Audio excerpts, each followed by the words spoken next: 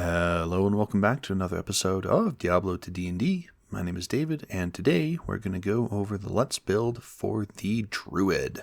So before I begin, here are the basic rules that I play, or that I use with every Let's Build. I'm using Variant Human and Standard Array, just standardize everything. I'm not doing multi-classing to make sure that I can get these classes out to level 20. And there's a handful of other things that I'm not going to include unless they are very important or make a mechanical difference. Things like gear from background, gear upgrades, spells from leveling, and languages. This is just to keep this video a whole lot shorter and more interesting.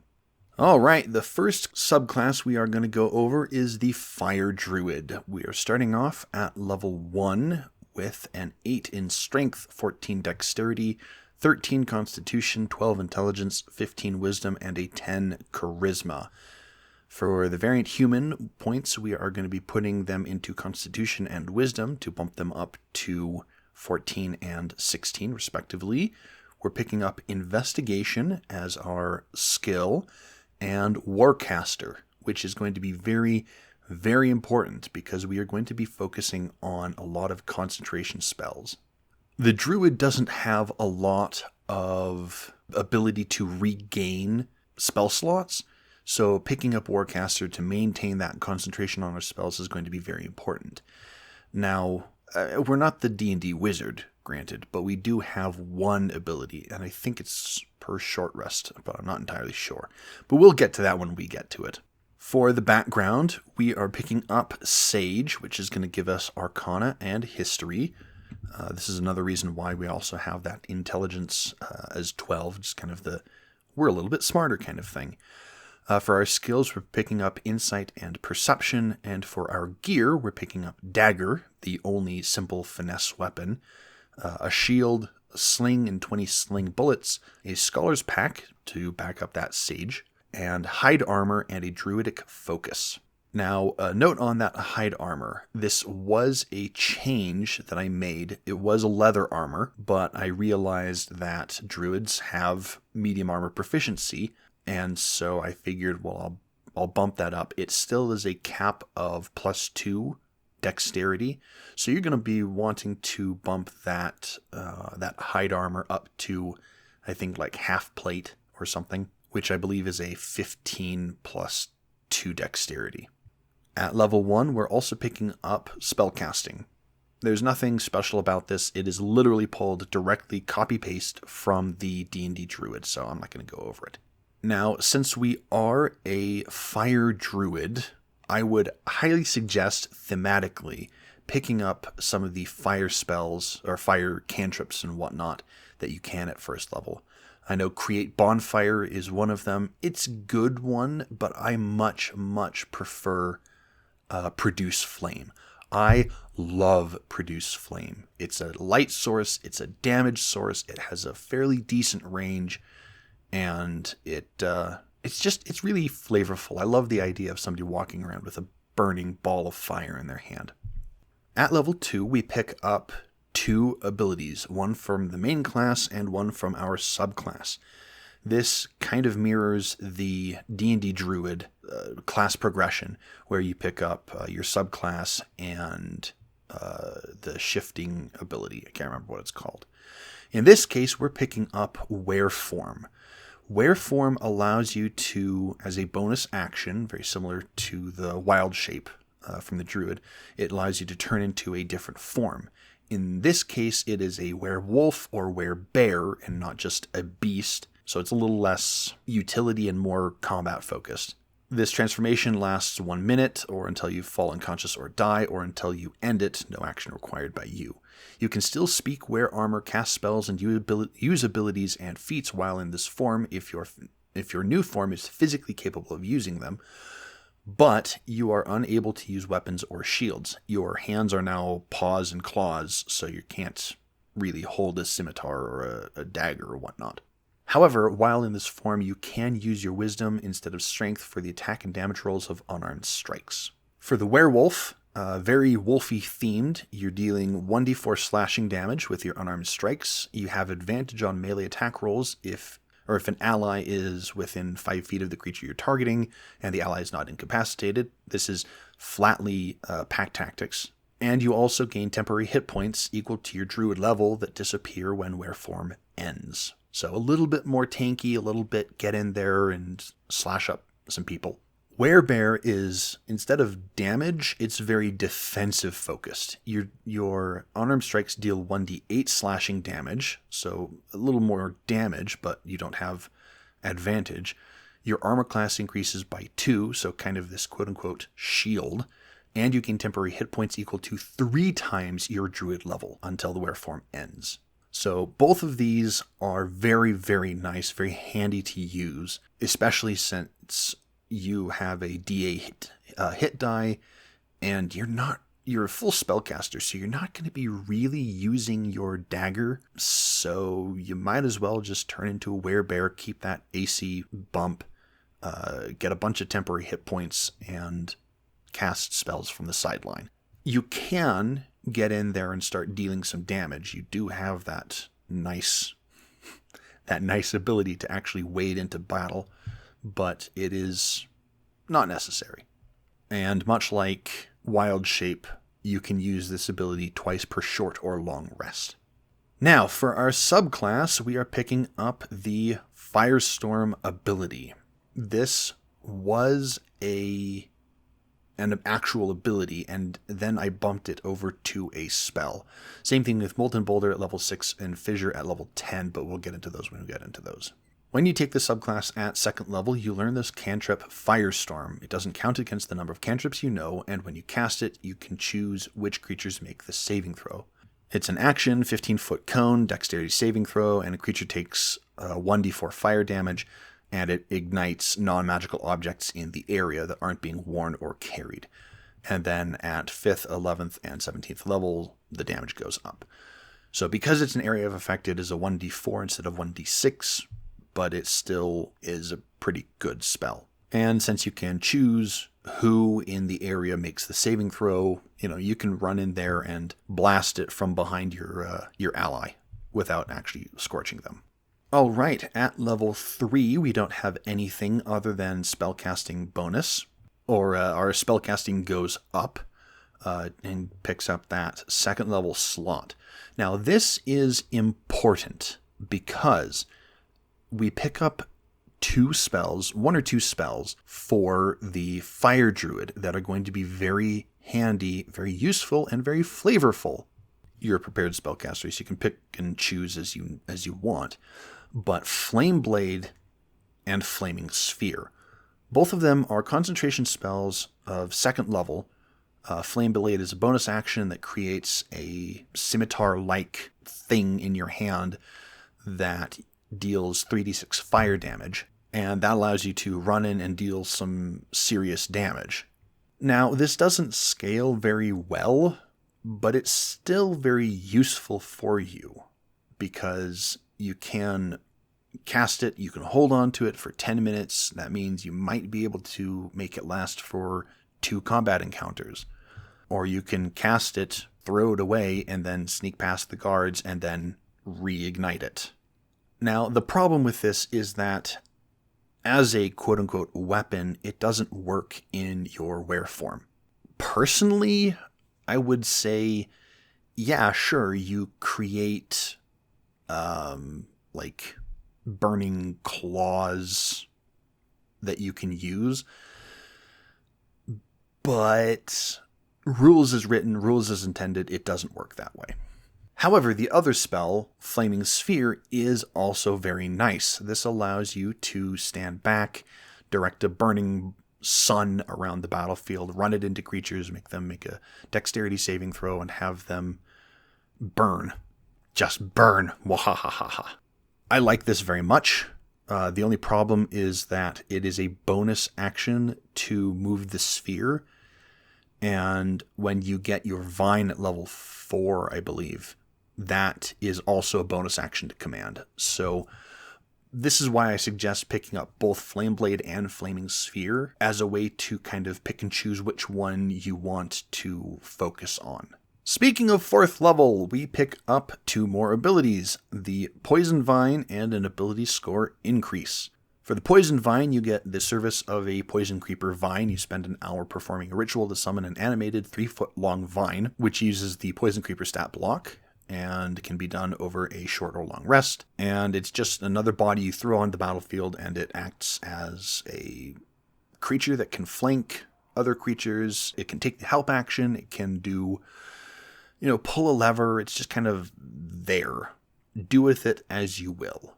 Now for our subclass, for our ability score increase, we're going to bump that wisdom up to 18. I am very much a proponent of getting your main stat up to at least an 18 before doing anything else.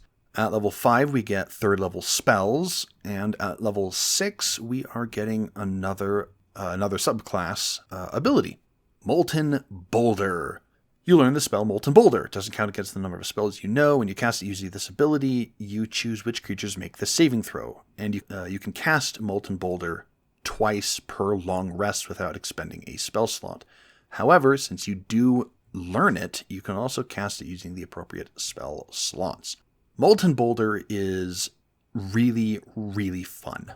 It's a 3rd level spell, 1 action, range of self up to a 60-foot line, verbal somatic material, which is a piece of obsidian, and you create a half-cooled ball of magma and send it rolling. Each creature in a line 5 feet wide and up to 60 feet long make a dexterity saving throw. On a fail, a creature takes 2d6 bludgeoning damage and 2d6 fire damage and is knocked prone. When the boulder reaches the end of the line, it explodes, and then each creature within 10 feet of that point makes a dexterity saving throw. On a fail, a creature takes 2d6 bludgeoning damage and 2d6 fire damage, or half as much damage of each on a success. And then when you upcast it, the bludgeoning and fire damage both increase by 1d6 for each spell level above 3rd.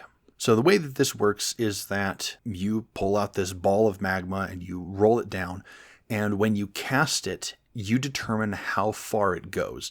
It could be right in front of you. It could be up to 60 feet away from you. But the reason why is because you're basically playing bowling. You're rolling this ball down and then exploding it somewhere along the line. And you want to get the most out of it. So like I said, you can do it literally right in front of you. Just drop the ball in front of you and have it explode. Sucks to be the person there, but that's what the spell is for. Molten Boulder is one of my favorite abilities. I love the Fire Druid in Diablo 2. I love the Fire Druid in Diablo 2. Alright, at 7th level, we will pick up our 4th level spells. And at 8th level, we get another 2 abilities. We get the Vine Improvement and another ability score increase. For the Vine Improvement, our vine can now spend 10 minutes consuming a small or medium corpse, and at the end of the 10 minutes, choose 1. You roll a number of d6s equal to your proficiency bonus, then restore that many hit points, distributed as you choose, among creatures you can see within 60 feet of you that aren't unconscious.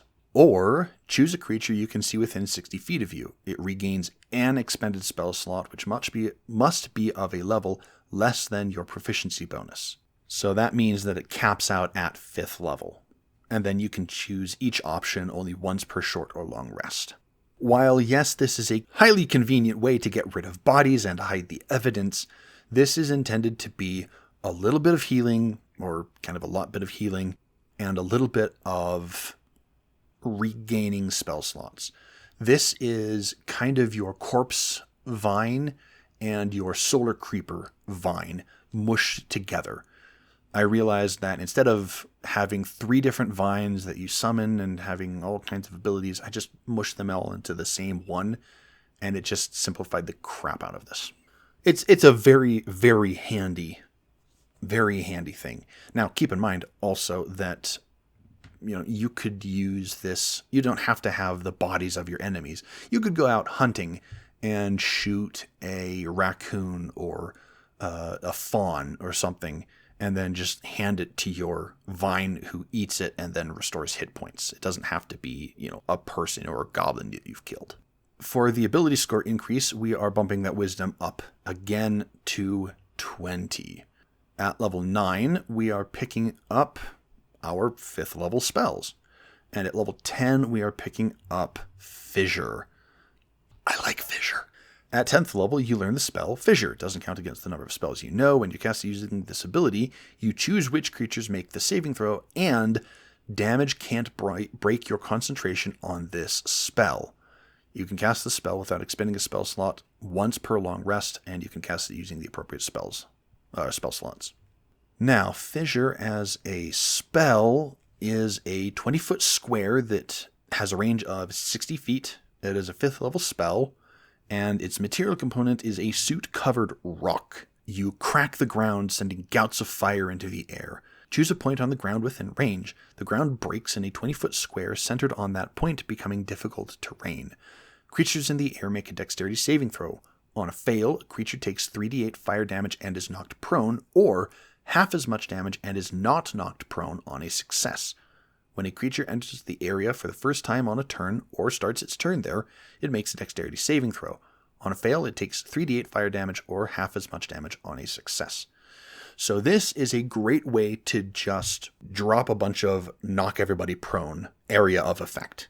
That knocking prone is only when the spell is first cast, but it still drops a 3d8 fire damage square onto the ground. This is very much inspired by Evard's Black Tentacles that the Warlock of the Sea gets.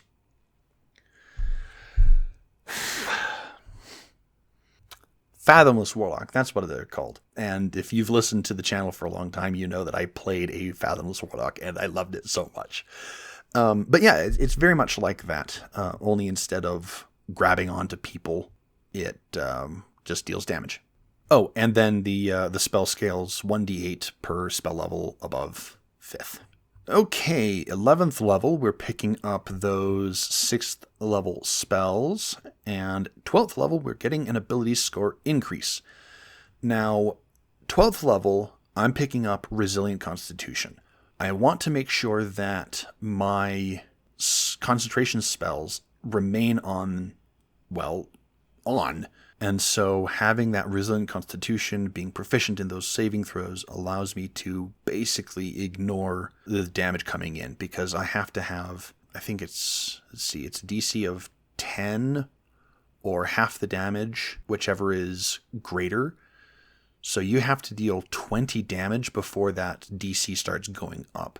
And if you're getting hit for 20 damage, something's wrong. So it's really nice to have that. At 13th level, we get our 7th level spells, and at 14th, we get our final subclass ability, Armageddon. Woo! This is one of my favorite Diablo 2 abilities, just period.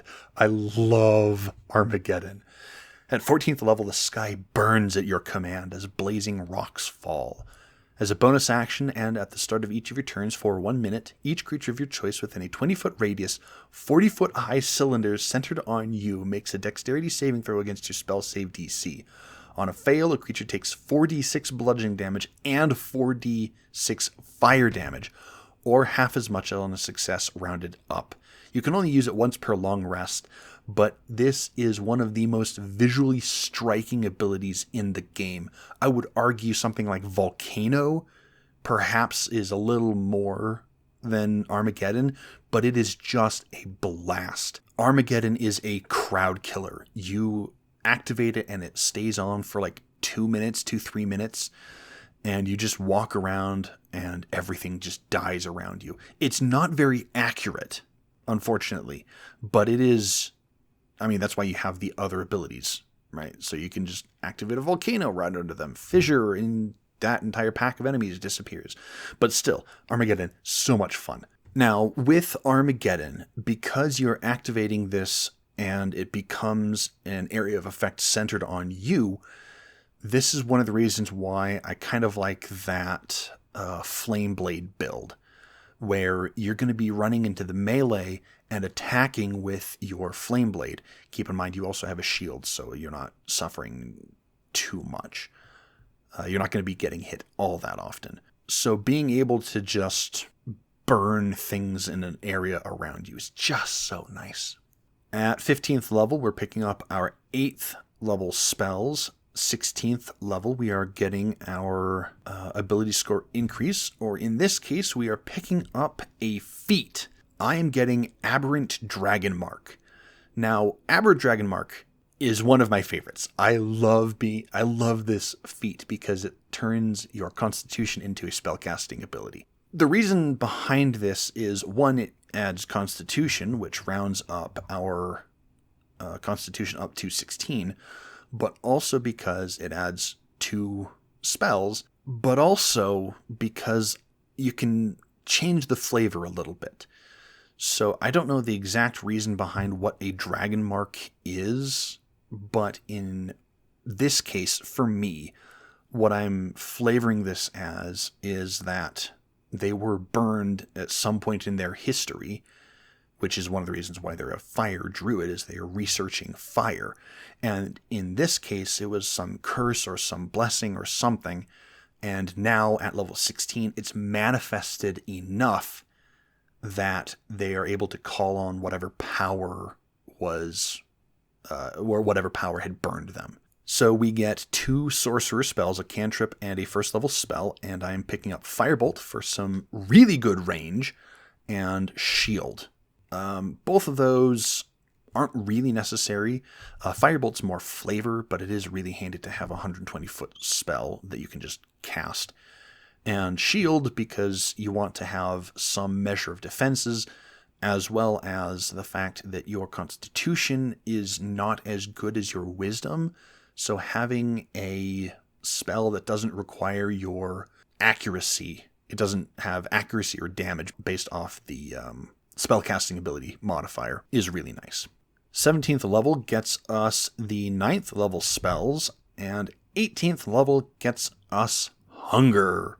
At 18th level, once on each of your turns when you deal damage with an unarmed strike while in were form and are under half your hit point maximum, you regain hit points equal to the damage dealt. Hunger is definitely good. I think I changed this one. I think I modified it from half the damage to the full damage. It is an 18th level ability after all, but in this case, you're not going to be using your were form all that much. If you are, it's kind of a problem, but it is definitely handy to use, handy to have. In the next 2 subclasses, the Lupine Shifter and the Ursine Shifter, you're going to be using this a ton. But for the Fire Druid, meh. 19th level gets us an ability score increase, and we are going to bump that Constitution up to 18. Maintain concentration on our spells as we are in melee most often. And then at level 20, another ability that we're not going to be using all that often, you can use your were form an unlimited number of times. And that's the Fire Druid. This is, other than the Summoner Druid in Diablo 2, the Fire Druid is my favorite. I just love the visuals of just the whole screen turning to ashes as I wander around. But in this case, I kind of feel like it's a little, not flavorless, but a little one note, I think. I'm not going to say bland, but I am going to say a bit one note. It doesn't feel good to me. I think in part simply because the fire tree is very limited, that they're all just damaging abilities. There's not much utility going on. So it's just damage. So, meh. But I think you can make a fairly good build out of this one. Another possible feat that you can take is the Elemental Adapt, so that if you run into more fire resistant, not fire immunes, fire resistant creatures, then you're still going to be dealing damage. So, yeah. Now, as a side note, a couple years ago, I played a Wildfire Druid in a one-shot, and I told the DM that I've built this really cool fire druid, or I built this really cool druid. I didn't say what was going on. I think I mentioned that I was doing fire stuff. But he said, ha ha ha, I've got something planned. And I said, ha ha ha, you've got something planned, but I've got something planned. And in the middle of combat, it started raining. And then it started really raining. And so everything had resistance to fire. And I had almost picked up Elemental Adept. But instead, I went with Flames of Phlegtheos, because I was playing a Tiefling Druid. And it was because of that resistance that the guy that we were fighting managed to get away. If I had that Elemental Adept, I would have gotten him. Anyway. Let's move on to the next one. All right, for the next subclass, we are doing the Shifter Druid, specifically the Lupine Shifter Druid. This is going to be focusing on your werewolf form. So we are putting 12 into Strength, 14 into Dexterity, 13 into Constitution, 8 into Intelligence, 15 Wisdom, and 10 Charisma. We are picking up points into Constitution and Wisdom. We're picking up Perception, and we are grabbing Mobile. So this was an almost last-minute change. I originally had another feat later on. You can see it on the screen. But I had another feat in this spot until I realized that this druid wants to be more of a striker rather than a tank. I like the idea of being able to run in, hit, and then run out. I think I've mentioned that in a couple other videos. I like the striker classes. But this is going to be a striker druid. Not so much a spellcaster, but more of kind of that martial spellcaster. This is almost your moon druid, sort of. For the background, we're picking up Gruul Anarch, which gets us animal handling, athletics, and the herbalism kit. The Gruul Anarch comes from the Guildmaster's Guide to Ravnica, which, if you don't know magic, is this kind of city world with 10 guilds that have different roles. You've got the Azorius, that are the law of the plane. You've got the Boros, that are the police, the Demir, that are the information and librarians, but also assassins guild kind of thing. The Gruul are your destroy civilization, return to monkey kind of people. They're the not anti-civilization, but like the wilds are being disrupted. We need to go back to the wilds kind of thing. So this is what I'm doing, is I'm changing the flavor a little bit. You're not a Gruul. You're not a member of the Gruul clan, but you are someone who is definitely out there in the wilds and wants to focus on the wilderness as a place to live. Because of that, we are picking up the nature skill and religion instead of perception, which we had from the variant human, or survival, I suppose would have also made sense. Religion in this case is more like you are worshiping the gods of nature kind of thing. For our gear, we're picking up a dagger, shield, sling, 20 sling bullets, hide armor, explorer's pack, and a druidic focus. At level 2, we get lycanthropy. Lycanthropy says that at second level, you become more comfortable in your were form. The duration of were form becomes 10 minutes, and the temporary hit points you gain from it become twice your druid level for werewolf, and 5 times your druid level for werebear. Lycanthropy is really, really nice. This allows you to be a little bit more tanky. This allows you to survive a lot longer in combat. And it allows you to stay in your were form for a lot longer. It allows you to keep those temporary hit points on you for a lot longer. If you need to run through traps, if you need to do whatever. We're also picking up aspect of the wolf. When you take the subclass at second level, the spirit of the wolf augments even your unshifted form. You always have advantage on wisdom perception and wisdom survival checks that rely on hearing or smell. So your wolf spirit that you're calling on is not just giving you better combat abilities, it's now allowing you to be more wolf-like and get that keen hearing and smell. Now, at level 4, we're picking up wisdom for our ability score increase, bumping that from a 16 to an 18. And at level 6, we're getting Feral Rage. Feral Rage says you can attack twice instead of once whenever you take the attack action on your turn while in werewolf form. Also, as a bonus action while in werewolf form, you can make a single unarmed strike. Once per turn while in your werewolf form, if you hit a creature with an unarmed strike and are under half your hit point maximum, you regain hit points equal to your proficiency bonus. So this was tweaked last week. I moved that regeneration off of the bonus action attack, but now this basically turns your 1 attack per turn into 3 while in werewolf form. So now you have 2 attacks with your main hand, and you have 1 attack with an offhand or a bite or whatever you want to. You can whack him with your tail if you really want to.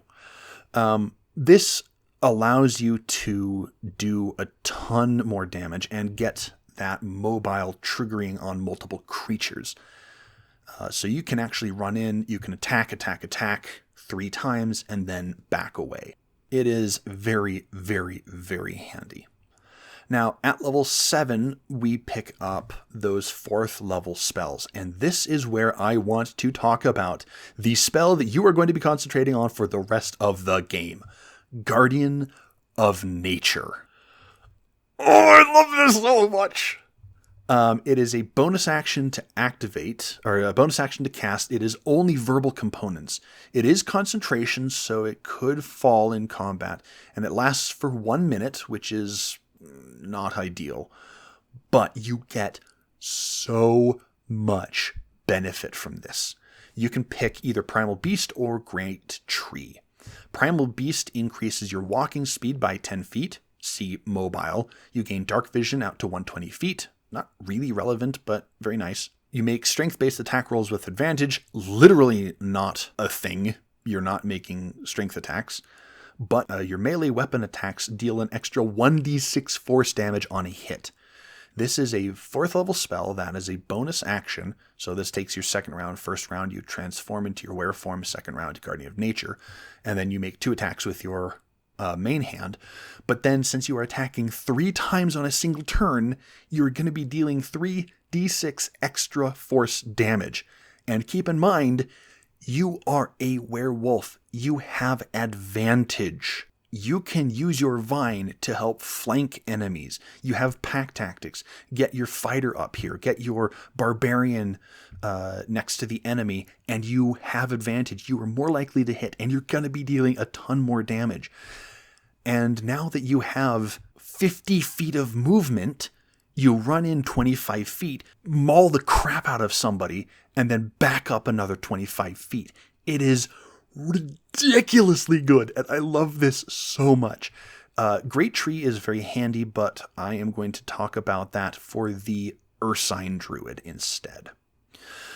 At level 8, we're picking up Warcaster.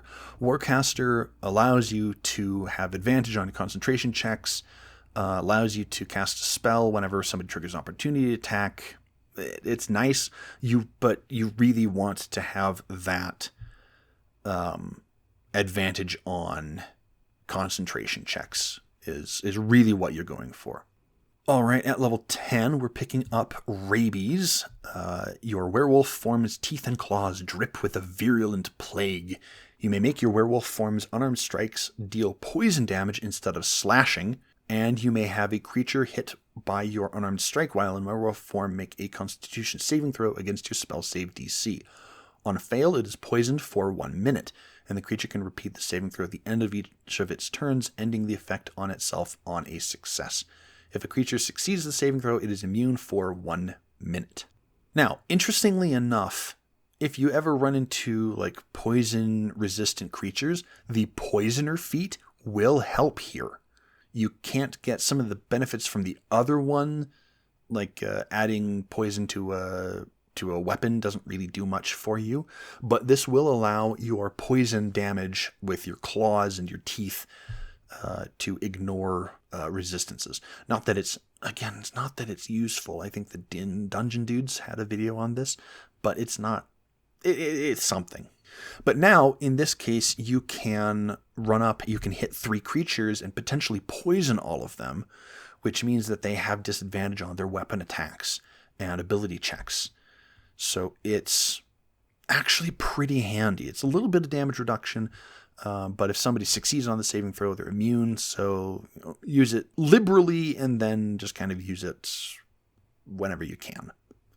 Now, this one was changed from a couple weeks ago. The initial save when you first hit a creature is now a May ability. So you don't hit a creature 3 times, make it roll 3 times, and then, oh, look, it succeeded on the third one, so now it's immune. You can poison it and walk away. At level 12, we pick up Fighting Initiate, Unarmed Fighting Style. This was the original feat that I had at level 1 because it is so dang good. The werewolf's unarmed strikes deal 1d4. However, Fighting Initiate bumps that up to 1d6 if you're holding something in your hand, or 1d8 if you are unarmed. The werewolf cannot use weapons or shields, so you're not holding anything in your hand, so you're automatically bumping to 1d8. And this is one of the reasons why we're delaying that wisdom to level 20, or wisdom to 20 up to level 16, because you get so much more damage out of your Fighting Initiate Unarmed Fighting Style. Oh, I love this. I love it so much. Now, you can, if you really wanted to, if you want to be more accurate, you can bump your wisdom up right here, but I wanted Fighting Initiate here so that I could get that Unarmed Fighting Style. But it's just, oh, I love this. I love this so much. There's so much stuff here that you can use. All right, moving on. Level 14, you get Fury, and this turns your Feral Rage from 2 attacks into 3 attacks. So you attack 3 times when you take the attack action on your turn while in werewolf form. Not very complicated, not very complex. At level 16, we're going to bump that wisdom up to 20.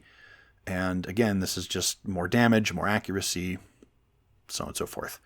And then at level 19, we're going to bump that constitution up to 16 so that you have, you're more likely to maintain concentration on the spells that you have.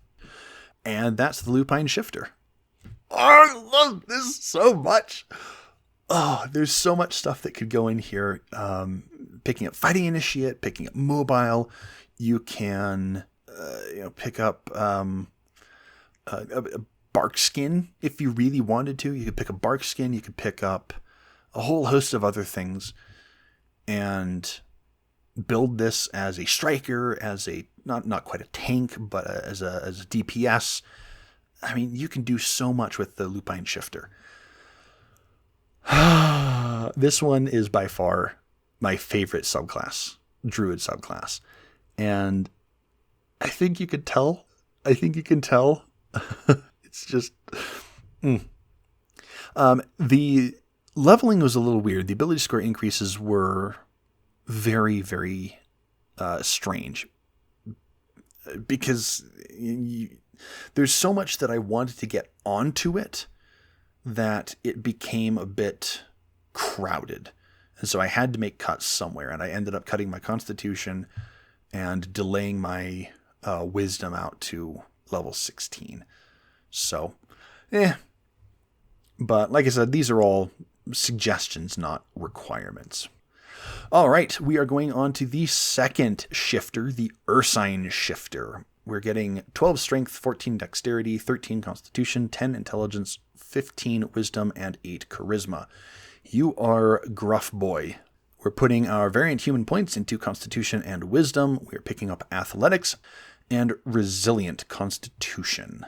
So resilient constitution bumps up our constitution by 1, so we're actually starting with a 15 rather than a 14. And it gives us proficiency in constitution saving throws, which allows us to have a better likelihood to maintain concentration on our spells. For our background, we're getting Hermit, which gives us medicine, religion, and the herbalism kit. Also, another reason why we have an 8 charisma, because you are Gruff Boy. For our skills, we are picking up nature and arcana. For the gear, we're getting dagger, shield, sling, 20 sling bullets, hide armor, explorer's pack, and druidic focus. I think the only thing that really makes a difference is like which pack we have, but whatever. At level 2 for our subclass, we are picking up lycanthropy.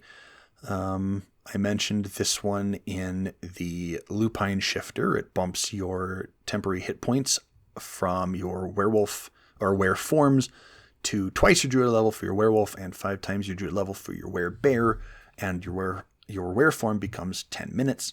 Very handy if you're exploring and you just need to have more time. You also pick up Aspect of the Bear. Much like Aspect of the Wolf, this one is more of an exploration or, a bit of an exploration ability. When you take this subclass at 2nd level, the Spirit of the Bear augments even your unshifted form.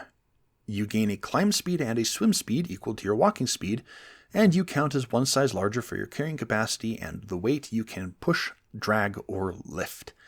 The climb speed and the swim speed both come from different types of bears. I think the polar bear has a swim speed, and I think the cave bear has a climb speed. Or maybe the cave bear has I can't remember, but they're both on there. And so, yeah, you are big, bulky bear boy. At level 4, we are picking up Wisdom, bumping that from a 16 up to an 18. At level 6, we get Maul. Now, Maul is a bit of an issue. Whenever you hit with an unarmed strike while in werebear form until the end of your next turn, the next time you hit with an unarmed strike while in werebear form, you deal an additional 1d12 plus your strength or wisdom modifier damage. As a bonus action while in werebear form, you can have a creature within 5 feet of you make a strength saving throw against your strength or wisdom modifier. On a fail, the creature is knocked prone. So in Diablo, Maul, I believe, stuns.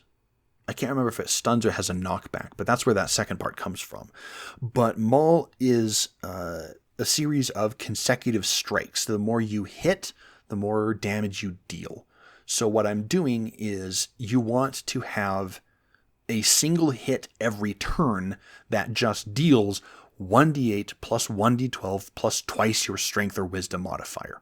This is why you want to bonus action knock someone prone, then you have advantage on them, and you bring your weight down on top of them. I had considered doing modifying it so that your unarmed strikes deal 1d12 and then deal an additional 1d12 on top of that, or your unarmed strikes deal 2d12 plus twice your wisdom modifier or something like that. Feedback would be appreciated. But this is a problem, because if you miss, then it resets. Because if you hit, you only deal the 1d8 plus your ability modifier that you're using. And then on your next hit, you're dealing 1d12 plus twice whatever ability. But if you miss that one, then you're back to the starting point. And so it's incredibly important to hit, because your damage has this massive spike, but it also has a massive drop off. And so, I'm not entirely sure what I should do with this one. But the way that it is now is it's really nice. For that bonus action as well, I had considered doing just you can shove as a bonus action. That way, picking up athletics, and you're a bear, you can just walk up and shoulder check someone and they could fall down. But having it as a saving throw kind of works. It's almost, 6 of one, half a dozen of the other. It does make it, well, okay, no, their athletics might not be as big, but your athletics might not be as big. Like I said, 6 of one, half dozen of the other. I'd love feedback on this one. Anyway, at level 7, we are picking up our 4th level spells, and this is where I'm going to talk about the other half of Guardian of Nature. The first half, the Primal Beast, was very fitting for the werewolf, where you're attacking, or the Lupine shifter, where you're attacking multiple times, getting those additional 1d6 force damage. However, the Great Tree is really good for the Ursine shifter. You get 4 benefits. You gain 10 temporary hit points, which, I mean, you already getting a ton of hit points from your were form, but it's nice to have. They don't stack, so either use it after your temporary hit points run out, or you can just ignore them and keep your temporary hit points from your were form. But your second ability is that you make Constitution saving throws with advantage, which means that you are more likely to maintain your concentration on Guardian of Nature, which is really nice. And you make Dexterity and Wisdom-based attack rolls with advantage. This is intended for, archers or whatever. I had originally found Guardian of Nature when I was researching for the Circle of Stars Druid from D&D, because you can, the archer form allows you to attack with your wisdom. Beautiful. But in this case, since you're attacking with your unarmed strike using your wisdom, you always have advantage. So you're maintaining concentration on your spell. You are making attack rolls with advantage. You're more likely to hit. You don't even need to knock the creature prone. You can, if you want to give other players the ability, but the ability to gang up on them. But if you have, say, a ranger in the party and they're standing back, you don't want to give them disadvantage on their ranged attacks. You can just have advantage, period. And then while you're on the ground within 15 feet of you is difficult terrain for your enemies. This is also very nice. It makes them more or less likely to run away or less able to run away. And so you can just catch up to them. And if you have people closing in on you, they have to get through another 15 feet of difficult terrain. And so it's a little bit of damage reduction, which fits very much for that bear druid because you are the tank. Remember, 5 times your druid level. At level 8, we're bumping up our wisdom to 20. This is, again, more damage, more accuracy. You want to keep that maul up at all times. At level 10, we're picking up fire claws.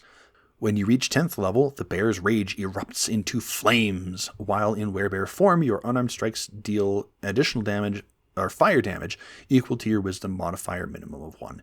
So this time you are dealing, if you're hitting every turn with your maul, you're dealing 1d8 plus 1d12 plus 3 times your wisdom modifier. This is another reason why you want to have that 20 modifier, because you're dealing a flat 15, 16, 17, a flat 17 damage if you roll 1s on your dice, and then 17 up to 35.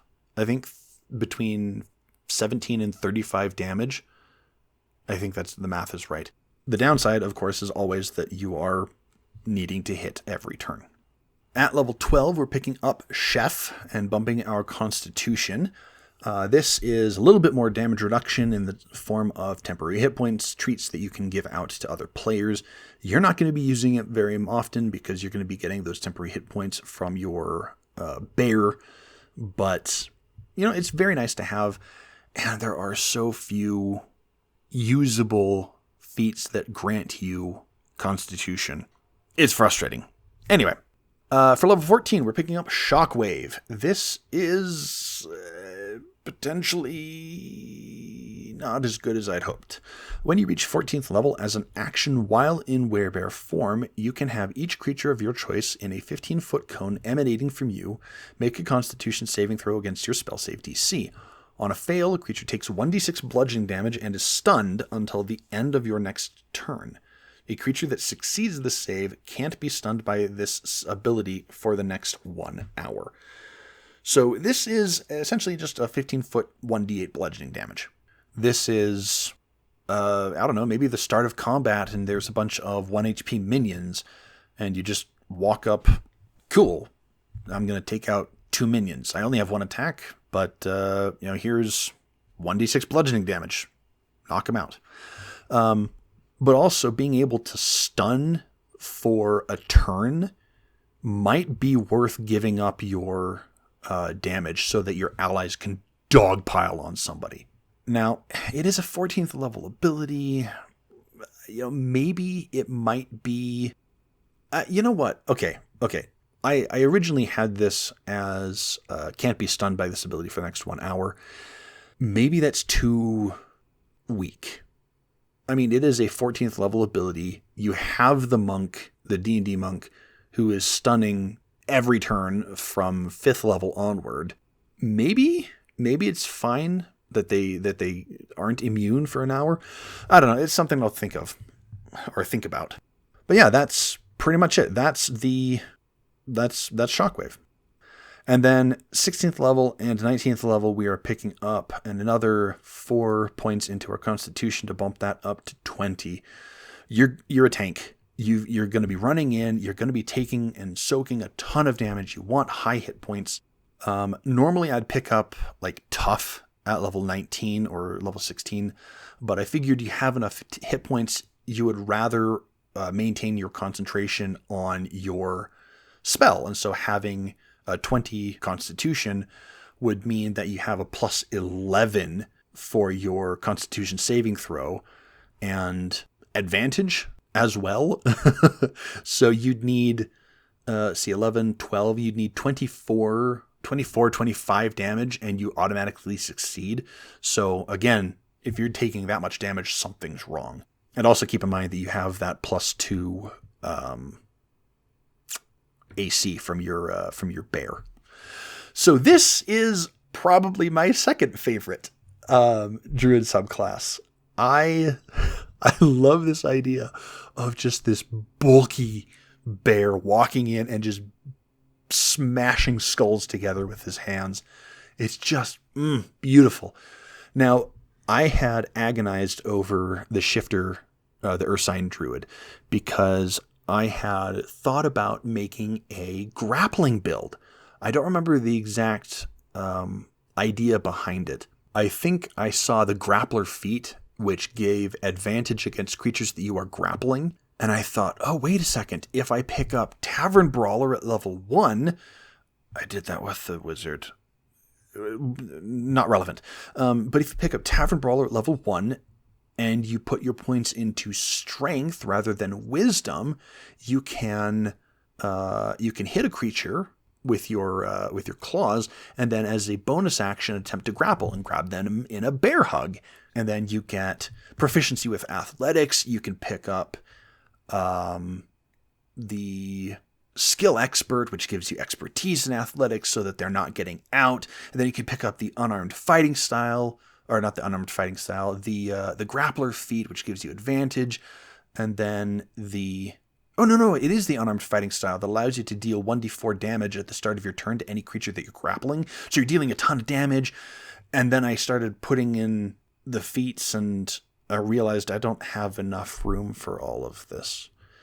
And since the druid is a caster, you want to have a decent wisdom, and since you're not always going to be focusing on yada, yada, yada. It just became a nightmare and I gave up.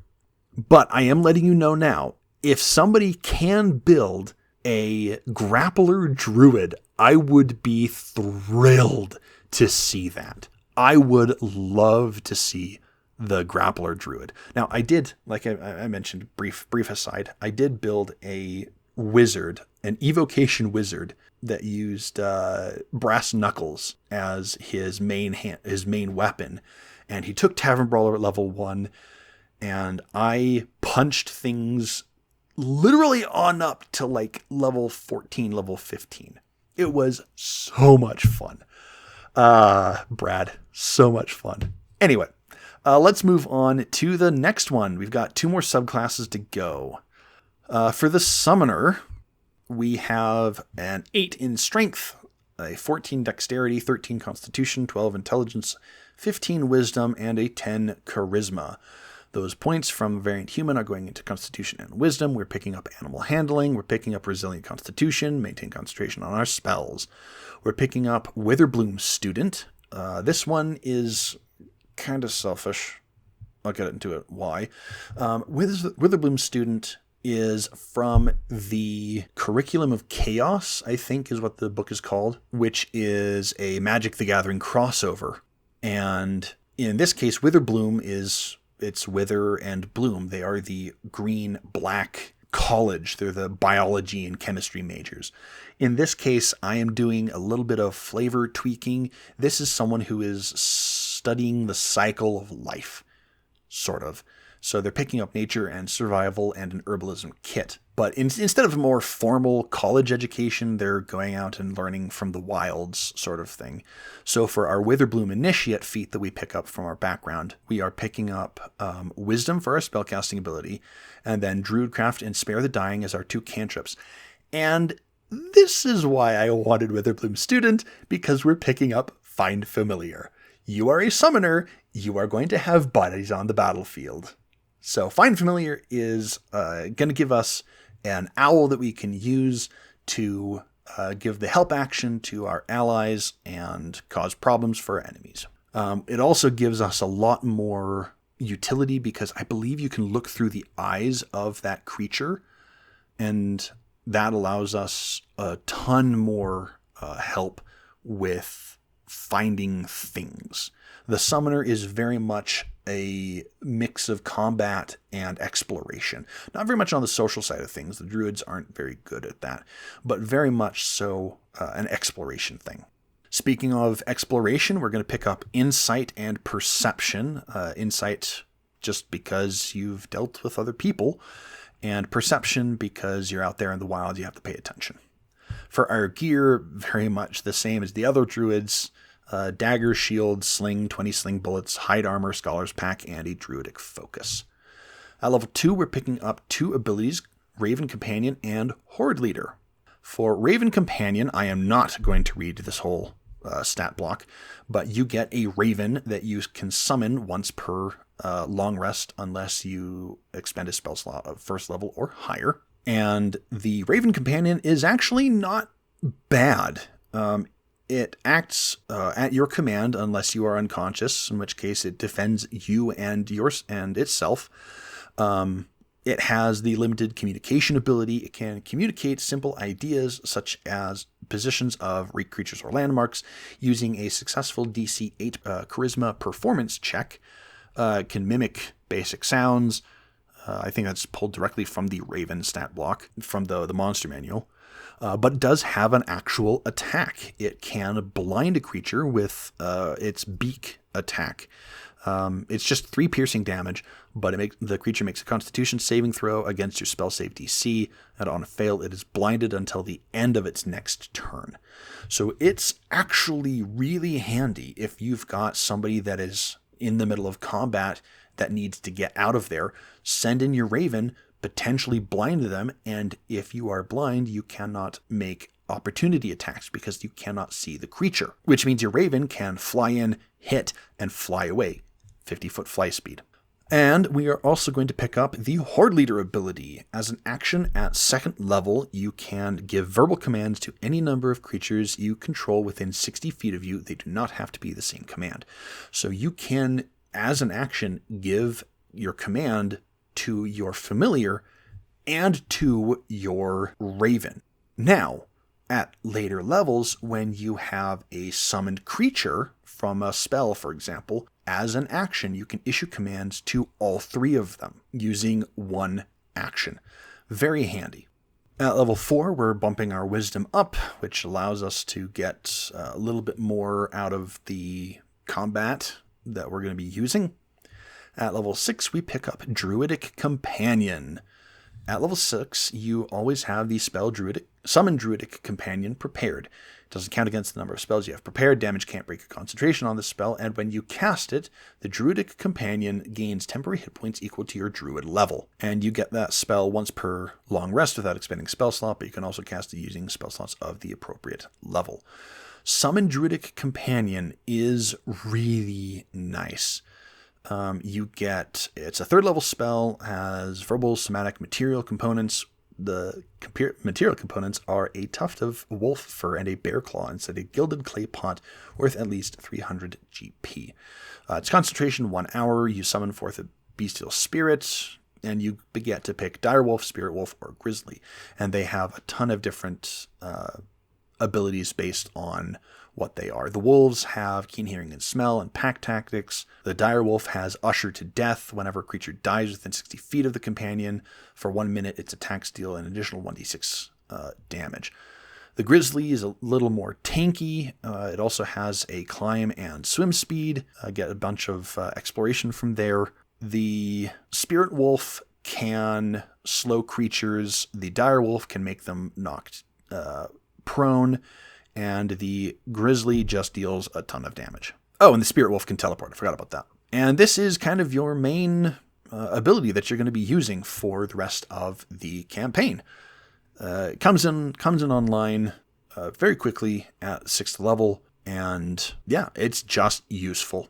At 8th level, we are picking up Wisdom and Wisdom. Bump that up to 20, same as level 4. And then at 10th level, we get 2 abilities, Horde Master and Druidic Companion Improvement. Horde Master allows you to use your Horde Leader subclass feature as an action or as a bonus action.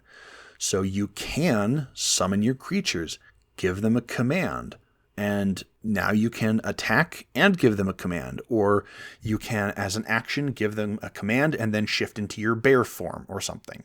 So you have a ton of variety on what you want to do. If you want to be on the front lines with your animals, or if you want to be on the back and casting spells behind them.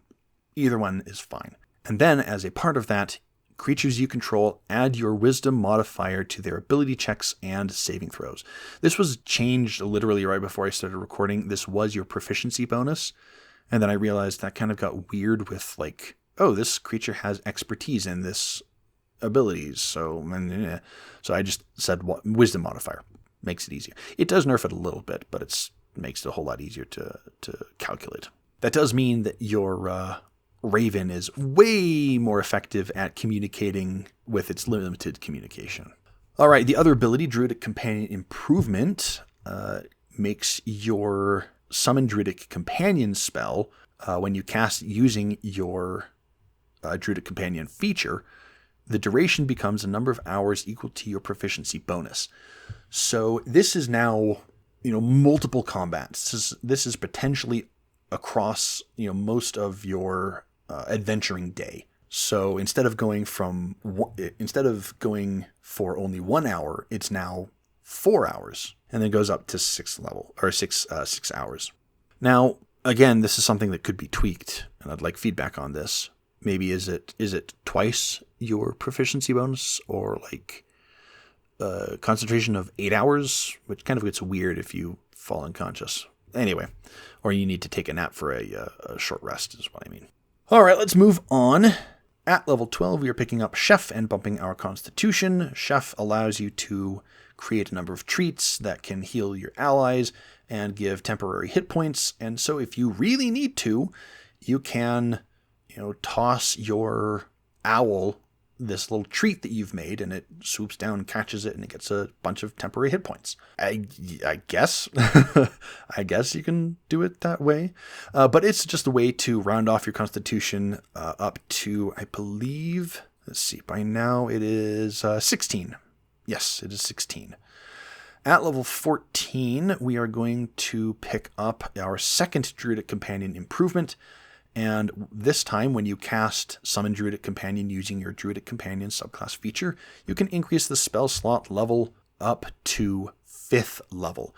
So this means that it gets extra attack or multi-attack. It gets an additional attack from its multi-attack is what I mean. It's going to do more damage because it's going to be using 5 instead of 3 for its piercing damage or cold damage or slashing damage. And it's going to be a little more tanky. It's going to have more AC. It's going to have more hit points. So very, very handy, very nice. Much fluff. And at 16th level and 19th level, we are going to pick up the last 2 Constitution bumps. So we're going to get that 20 Constitution alongside our 20 Wisdom. And this is, again, to maintain that concentration on our Summon Druidic Companion and any other concentration spells that we're going to be using. And that's the Summoner. This one is, I think, pretty fun. I would like to play this one, actually. Having both a Raven Companion and a Familiar would be very, very nice. And you can go exploring basically anywhere you want, because you've got two creatures. You've got one that you can actually like look through their eyes, and then you have another Raven companion that's somewhat combat proficient. It has a decent armor class. Its hit points are not good, but they can probably hold on to at least one hit depending, and they're pretty good at perception. They have expertise. Then later on, you get your Druid companion. You have three creatures. Oh, and your vine. I completely forgot you've got your vine. You've got your vine creeping around the battlefield, causing problems for everyone involved.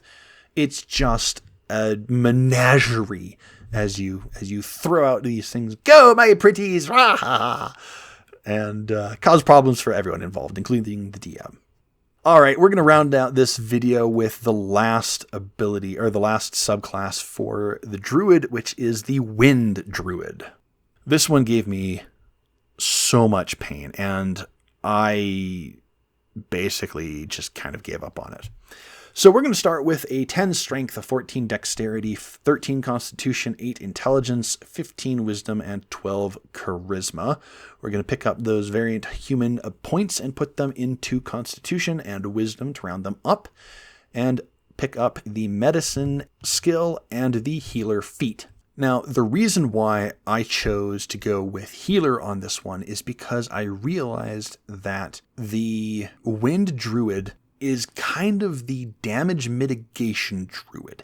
It's a weird thing to think about, but this is kind of preventing damage from coming in. I'll explain more as I go through the subclass abilities, but just keep that in mind as I do so. So healer allows us to get a little bit of healing involved, is what I mean. For the background, we are picking up Acolyte, which gives us insight and religion. This is kind of the flavor of someone worshiping a wind god, for example, going out into the wilderness and making sacrifices to it. So that's why they have a 12 charisma. For our skills, we're picking up Arcana and Survival. For the gear, we're picking up Dagger, Shield, Sling, 20 Sling Bullets, Hide Armor, Explorer's Pack, and Druidic Focus. All right, at level 2, we are picking up Arctic Blast. This was an ability, now it is a spell. You learn the cantrip Arctic Blast. It doesn't count against the number of cantrips you know, and when you cast it, you may choose which creatures make the saving throw. Arctic Blast is very unusual. It's a cantrip, one action, self 15-foot line, verbal somatic. It's a constitution saving throw. Each creature in a line 5 feet wide and 15 feet long emanating from you makes a constitution saving throw. On a fail, a creature takes 1d4 cold damage and has disadvantage on its next weapon attack it makes before the start of your next turn. This is kind of the area of effect version of Ray of Frost. It's either Ray of Frost or the other one. Something Bolt. Ice Bolt. It's one of the two. One slows them down, one of them gives disadvantage on weapon attacks.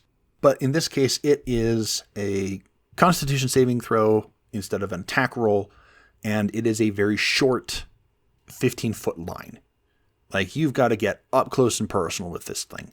However, at higher levels, the spell's area changes when you reach 5th level, becomes 30 feet long, 11th level, 60 feet long, and 17th level, 120 feet long. The damage doesn't change, but now you can hit someone from literally halfway across the universe. Now, granted, why you'd want to do that at 17th level, I don't know. But if you've got a long line of creatures that are coming in, say archers you've snuck around, you can throw it out, and you're dealing 1d4 onto, say, 4 or 5 creatures, and giving them disadvantage against your allies. And this is one of the reasons why I went with that healer feat, because giving disadvantage on weapon attacks is preventing damage from coming into your allies. Now, at level 4, we're going to bump up our wisdom to 16, basically same as always. And at level 6, we're going to get Cyclone Armor. This was moved from an ability to a spell, so any druid can pick it up, but you gain benefits from it. You learn the spell Cyclone Armor. Doesn't count against the number of spells you know. And when you cast it using this ability, you gain temporary hit points equal to your druid level. So this is kind of conflicting with that wear form ability, but it is also like, oh, I need something to help shore up the damage that's coming in.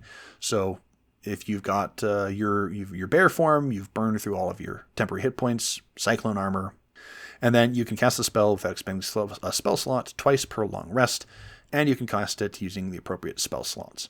Cyclone Armor is a 3rd level spell that grants resistance to cold, fire, and lightning for the duration of the spell. It's only 1 minute long, but it does give you 3 resistances, and it is a bonus action as well. Its material component is a bottle corked in a windstorm, which makes me very happy about that. And then at higher levels, when you cast it at 6th level or higher, you can maintain concentration on the spell for 1 hour. There is actually a spell, I can't remember what it's called, but it does give resistance to cold, fire, lightning, acid, and poison? I think thunder. That's what it is. Cold, fire, lightning, thunder, and acid. And it is a 1 hour 6th level spell, I think. And then if you take damage, you can, as a reaction, gain immunity to that type of damage, but then the spell ends afterwards. So here's kind of this mini version of that. Again, going with the theme of damage reduction. At 8th level, we're going to be bumping up our wisdom a lot more. Again, you're a spellcaster, and I couldn't really come up with anything else that I really wanted to do, any feats, so meh. At level 10, we're going to get Tornado. You learn the spell Tornado. It doesn't count against the number of spells you know. When you cast it using this ability, you can instead create it as 3 cylinders, 5 feet in diameter and 30 feet high, and you control each one separately using the same action. You can cast this spell without expending a spell slot once per long rest, and you can cast it using the appropriate spell slots. Tornado is a 5th level spell with a range of 60 feet and creates a 10-foot radius, 30-foot high cylinder centered on that point, or on a point you choose within range. When it is summoned and as an action on each of your subsequent turns, you can move the tornado up to 30 feet in any direction along the ground. The area in the tornado is lightly obscured and is difficult terrain for creatures of your choice. Ranged attacks made against creatures of your choice within the area have disadvantage. A creature that enters the area for the first time on a turn or starts its turn there makes a strength saving throw. On a fail, a creature takes 3d6 bludgeoning damage and is knocked prone, or half as much damage and isn't knocked prone on a success. Creatures of your choice inside the area that are prone must succeed a strength check, not saving throw, strength check against your spell save DC in order to stand up. And then at higher levels, it gets 1d6 for each spell slot above 5th level. So, this is another reason why the Druid is, or the Wind Druid is a damage reduction, damage mitigation kind of thing. You drop a massive area onto the battlefield. 10-foot radius is 20 feet across. So this massive area of just 3d6 bludgeoning damage as it whirls, the dirt and dust just up into it. And you can knock people prone. You can shove them into the area, which is going to immediately knock them, or attempt to knock them prone, which means that if you're standing on the edge of the tornado and you're attacking down into them, you have advantage because they're prone. And if they are prone, they have disadvantage on weapon attacks against creatures. So yeah, if their only option is to crawl out, and if you can somehow knock them far enough into the tornado, or if you, back up and let the Druid drop the tornado on top of them so they're in the center, then yeah, it sucks. Now, keep in mind, you can also open up the tornado briefly so that your ranger can shoot in an arrow or two, or someone can cast a spell, because it's ranged attacks against creatures of your choice have disadvantage. So you might actually, if you really want to, you can stand in the center and just all ranged attacks have disadvantage against you. You're going to be taking damage, but it's an option, I guess. But Tornado is not the only ability that this ability gives you. You can split it into 3 cylinders, 5 feet in diameter and 30 feet high. This is Twister. So Tornado and Twister are not exactly, but kind of basically the same ability in Diablo 2. Twister summons 3 twisters that go in a random direction. Tornado is a single one. I think one stuns and the other one knocks back. I can't remember which one's which, but they're basically just windstorm going in an area of effect, dealing damage. So in this case, you can split this spell into smaller areas and you can direct them onto individuals. Now, that does mean that, they're knocked prone, so they can just take a step to the side, roll to the side, and stand up. But you can target somebody over there, and over there, and over there. So it makes it a whole lot more useful. And you can do that all on the same action. So very handy. At level 12, pretty boring. We're just going to bump our Constitution up. Not even resilient, just Constitution.